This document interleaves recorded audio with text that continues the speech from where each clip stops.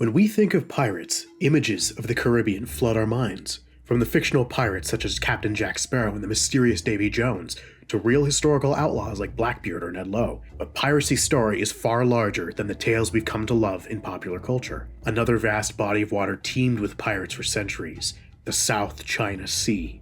This was a place where pirate fleets clashed with empires, powerful figures like the infamous pirate queen Qing rose to dominance, and trade routes became a battleground for control over one of the most vital regions in world commerce. Let's start with why the South China Sea was so crucial.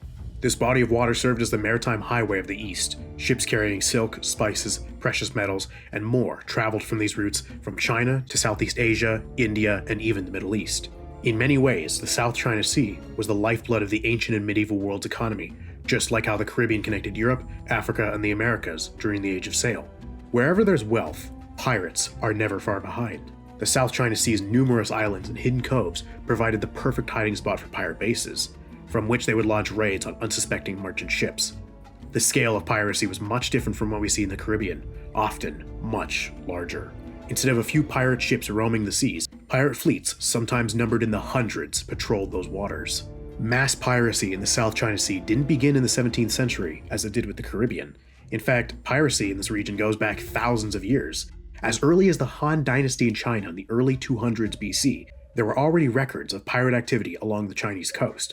Over the centuries, pirates became an almost constant figure in life in the South China Sea, with periods of intense pirate activity often coinciding with political instability.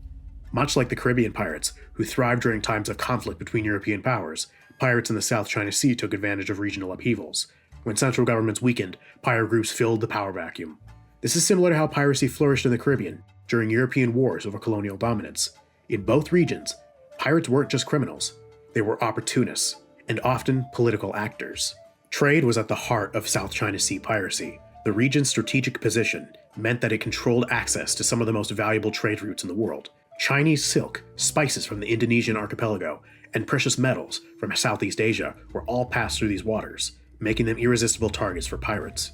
Just like how Caribbean pirates targeted treasure galleons transporting gold, silver, silks, and linens to the New World, pirates in the South China Sea focused their efforts on plundering these rich trade routes.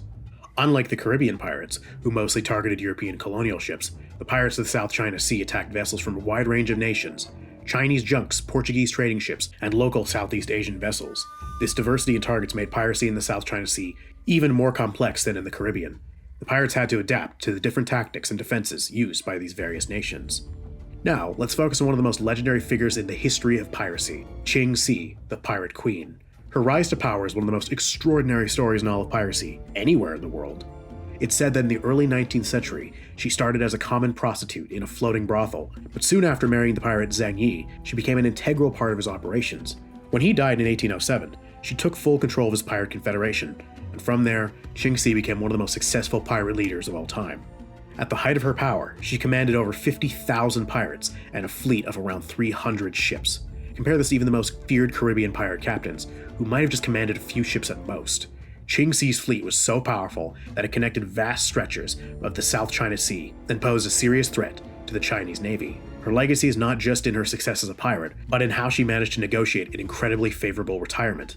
After years of terrorizing the seas, Qing accepted an amnesty offer from the Chinese government in 1810. But unlike most pirates who faced execution or imprisonment, Qing walked away with her wealth, her dignity, and a comfortable retirement. Much like the Caribbean pirates, the pirates of the South China Sea had their own codes of conduct. Qing, in particular, enforced a strict set of rules for her pirates, ensuring that discipline was maintained in her massive fleet. In some ways, her code was even harsher than the pirate code from Pirates of the Caribbean. Theft from the collective loot was punishable by death. Pirates who deserted their posts were executed. Even the treatment of captives was regulated.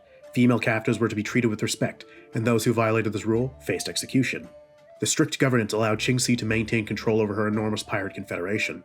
Without such discipline, it would have been impossible to manage such a vast and diverse group of people, many of whom were former soldiers, fishermen, and even criminals. Pirates in the South China Sea were often more than just thieves. They wielded real political power.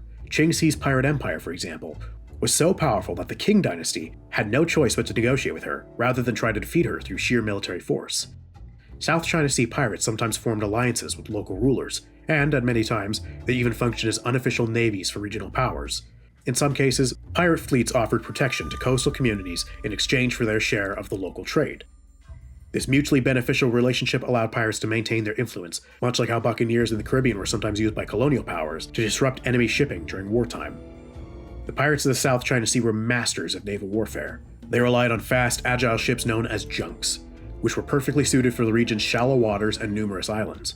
Much like the Caribbean pirates used small, nimble sloops to outmaneuver larger naval vessels, South China Sea pirates used their knowledge of local waters to evade capture and launch surprise attacks on merchant ships. In some cases, pirates of the South China Sea would ambush entire convoys of ships, overwhelming them with sheer numbers. Their tactics often involved blockading ports and cutting off key trade routes, forcing merchant ships to either pay protection money or risk being attacked. This kind of organized piracy is very similar to how Caribbean pirates, like Blackbeard, used fear and intimidation to control entire regions of the sea. And now, a quick word from our sponsor. Ahoy there, mates! Ready to live the pirate life? Let me introduce you to Pirate Borg, the ultimate tabletop role-playing game by Limithron. If you love Dungeons & Dragons, but crave the thrill of sailing on the high seas, raiding ships, and plundering treasure, this is your game. In Pirate Borg, you'll command your very own ship, build a fearsome crew, and set off on epic adventures full of danger, mystery, and treasure. Whether you're battling sea monsters or outwitting rival pirates, every game session is a wild, unpredictable ride. So, grab your cutlass, hoist the Jolly Roger, and dive into the chaos. Ready to pillage like a true pirate? Set sail with Pirate Borg now. A link to their Kickstarter campaign will be in the description and pinned comment. Be sure to check it out. Thanks to Limithron for sponsoring this video. During the Ming Dynasty, lasting from 1368 to 1644, piracy reached new heights in the South China Sea. The Ming government's strict control over maritime trade created a lucrative black market for smuggled goods, which pirates eagerly exploited. Pirates during this period became so powerful that they formed their own shadow economies, trading stolen goods with foreign merchants and even conducting diplomacy with other nations. One of the most famous pirate leaders of this time was Hogdawgz, who operated in the mid-16th century. Hogdawgz was both a pirate and a smuggler, navigating the murky waters between legal and illegal activity. He established trade networks that stretched from Japan to Southeast Asia, making him one of the most influential figures in East Asian maritime history. The Ming Dynasty from the mid-17th century to the early 20th century had a complex relationship with piracy.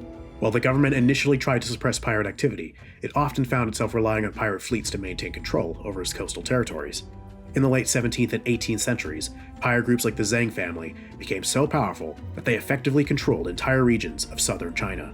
The Qing government eventually realized that it couldn't defeat the pirates through military force alone. Instead, it adopted a policy of negotiation and co-optation. Pirates who agreed to submit to the government were often given amnesty and allowed to keep their wealth, similar to the pardons offered to Caribbean pirates who became pirate hunters during the early 18th century. By the mid-19th century, the golden age of piracy in the South China Sea was coming to an end. The Qing government, with the help of European colonial powers, launched a concerted effort to eradicate piracy once and for all. Naval technology had improved, making it harder for pirates to escape capture. At the same time, the rise of steam-powered ships made traditional pirate tactics less effective. Qingxi, who had ruled the South China Sea with an iron fist, retired in 1810 after negotiating a deal with the Chinese government. Her retirement marked the beginning of the end for large-scale piracy in the region. However, small-scale piracy persisted in the South China Sea for decades, much like in the Caribbean, where piracy never truly disappeared, even after the age of sail had passed. So, how do pirates of the South China Sea compare to the pirates of the Caribbean? While the two groups operated in very different parts of the world, their stories share some key similarities. Both groups thrived in regions where trade was booming, and both used naval power to disrupt established economic systems. Just like the pirates of the Caribbean, South China Sea pirates often form alliances, dividing up territory and working together to fend off government forces. Both groups also had their own codes of conduct, although the South China Sea's pirates' codes were often stricter and more formalized than those of their Caribbean counterparts.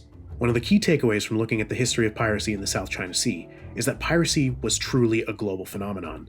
While we often associate piracy with the Caribbean, it was happening all over the world. Wherever there are trade routes, there are pirates. The Caribbean might have romanticized the legends, but the pirates of the South China Sea were just as ruthless, organized, and influential. From Qingxi's empire of pirates to the vast pirate fleets that rivaled national navies, the South China Sea was home to some of the most powerful pirates the world has ever known. So next time you're watching Jack Sparrow's antics, remember that there were pirates on the other side of the world too. Pirates who were every bit as cunning, ruthless, and legendary. That's it for today's video. If you liked it, give it a like and hit the subscribe button. Comment down below and share your thoughts on this topic. Who is your favorite real or fictional Chinese pirate? And be sure to check out Pirate Borg. A link will be in the description and pinned comment below. Join my Patreon page for early access to my videos and join my Discord server. Thank you all for watching, and I hope you all have a great day.